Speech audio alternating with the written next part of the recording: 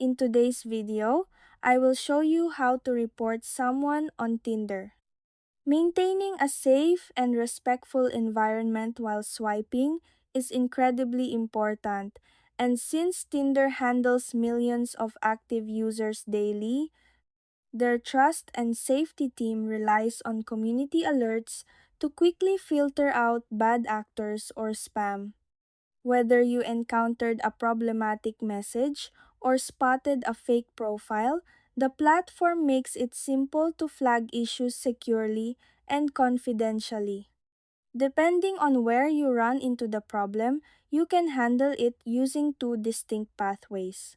To report someone from your match list, click on the chat tab at the bottom of the screen. Open the chat with the person you would like to report.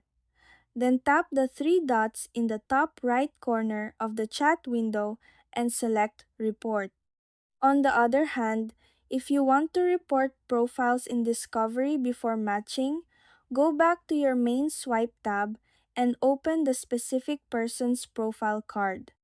From there, tap the three dots in the top right corner, scroll down, and tap Report.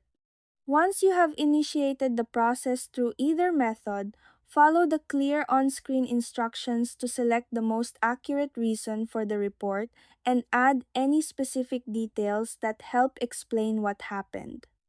Selecting the most appropriate reason ensures your alert automatically reaches the right specialized review team, helping Tinder better understand the situation and respond effectively.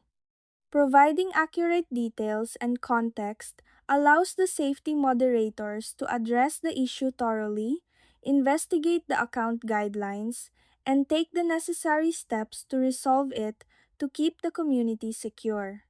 Once you are finished adding your details, simply submit the report. And that's it.